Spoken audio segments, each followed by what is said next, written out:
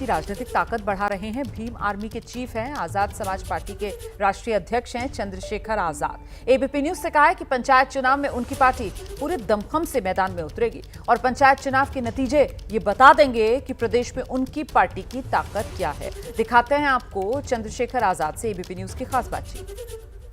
नगीना से सांसद और आज़ाद समाज पार्टी के राष्ट्रीय अध्यक्ष चंद्रशेखर जी इस वक्त हमारे साथ हैं। चंद्रशेखर जी, 2027 के चुनाव के पहले पंचायत चुनाव का सेमीफाइनल और उसके पहले आप लोग जिस तरीके से उत्तर प्रदेश के सभी मंडलों में कार्यक्रम कर रहे हैं, 5 कार्यक्रम कर चुके हैं, क्या फीडबैक मिल रहा है और क्या तैयारी है? अच्छा फीडबैक मिल रहा है। 2022 से हमारे कार्यकर्ताओं ने, पदाधिकारियों ने, नेताओं ने जी जान लगाई है। 2024 में हम लोग 2 सीटों पे लड़े और परिणाम हमारे फेवर में आए। उपचुनाव में भी हम लोग लड़े, लेकिन क्योंकि समय कम था इस वजह से बहुत अच्छे परिणाम नहीं आ पाए। लेकिन कई सीटों पे हमने बड़ी बड़ी पार्टियों ज़्यादा वोट प्राप्त किए हैं।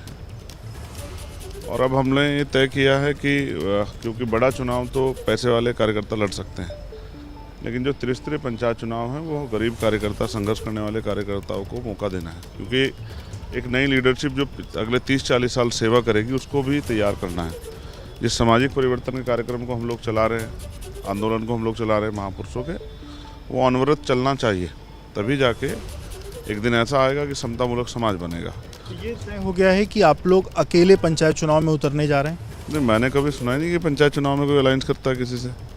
पंचायत चुनाव तो ग्रामीण क्षेत्रों का चुनाव होता है। ग्रामीण क्षेत्रों में भीम आर्मी आज़ाद समाज पार्टी की पकड़ सबसे ज़्यादा मजबूत है और मेरा विश्वास है कि ऐतिहासिक परिणाम जो है त्रिस्तरीय पंचायत चुनाव में आएंगे। 5 सम्मेलन बड़े शानदार हुए हैं और नेक्स्ट सम्मेलन 14 तारीख को झांसी में, फिर कानपुर में, बस्ती में। 2022 में हमने देखा राष्ट्रीय उलेमा काउंसिल और पीस पार्टी के साथ आप थे गठबंधन में।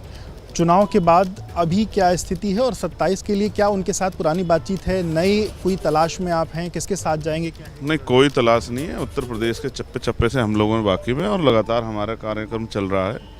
तो अभी क्या है कि 2024 हम लोग अपने बलबूते लड़े हैं और अब भविष्य में भी अभी पार्टी अपने बलबूते चुनाव लड़ेगी। पार्टी का कैडर है, संगठन है, नई लीडरशिप है, तमाम जाति वर्गों में नेता इस्टेब्लिश हुए हैं, वो कार्य कर रहे हैं। और मेरा विश्वास है कि जब 2026 आएगा और त्रिस्तरीय पंचायत चुनाव आएगा और रिजल्ट आएगा, तो आप देखना कि जो मीडिया और तमाम लोग नकारते हैं और कहते हैं 2-3 पार्टी, 4 पार्टी, इस तरह की बातें करते हैं, वो कहेंगे कि आज़ाद समाज पार्टी के साथ ही मुकाबला होगा। ये आप देख लें त्रिस्तरीय पंचायत चुनाव में, क्योंकि उसी चुनाव में पता लगेगा कि ग्रामीण क्षेत्रों के लोग, जो कमज़ोर वर्गों के लोग हैं, शेड्यूल कास्ट, शेड्यूल ट्राइब के लोग हैं, मुस्लिम्स हैं, सिख हैं, जैन हैं, बौद्ध हैं, वो किसके साथ हैं, ईसाई हैं। इसका पता आपको लगेगा 2026 के जो सेमीफाइनल 2027 का होने जा रहा है उसमें, और हम रुकने वाले नहीं हैं। हमने 2021 में देखा आपकी कोशिशें अखिलेश यादव के साथ भी जाने की थी, पर वो बात आखिरी तक नहीं बन पाई थी। 27 में क्या अखिलेश यादव के साथ जाने के कोई रास्ते अभी? 2026 पूरा हो जाए तो आप समझो ना स्थिति क्या है। एक तरफ आज़ाद समाज पार्टी सड़कों पे संघर्ष कर रही है, चाहे महापुरुषों के सम्मान का मामला हो, या अभी आपको याद है हमने यहाँ लखनऊ में परिवर्तन चौक पे एक बड़ा आंदोलन बुलाया था और वो आंदोलन इतना ताकतवर था कि गली गली में, थानों में, एयरपोर्ट पे, रेलवे स्टेशन पे, बस स्टैंड पे तमाम जो है लोग पुलिस लगा के और आंदोलन को रोकने के लिए एडी चोटी का जोड़ लगाया सरकार ने। तो ये डरी हुई सरकार, इसको सोचना चाहिए कि कानून व्यवस्था तो अच्छी नहीं करते। महिलाओं की, बहन बेटियों की इज्जत लुट रही है, लोगों पे डंडा बज रहा है, लोगों को नुकसान पहुंचाया जा रहा है, लोगों की हत्या हो रही है। तो कानून व्यवस्था तो फेल है सरकार की। तो लगातार जो है संघर्षों से पार्टी का काम आगे बढ़ रहा है, लोगों में विश्वास पैदा हो रहा है। और आप देखना 2026 में ऐसा माहौल बनेगा कि हर गली कूचे से ये आवाज़ आएगी कि आज़ाद समाज पार्टी को वोट देके ताकतवर बनाना और किसी के चक्कर में नहीं पड़ना है। अच्छा, आप लगातार गरीब मजलूमों की बात की जाए, अल्पसंख्यकों की बात की जाए, उनके हित की बात करते हैं।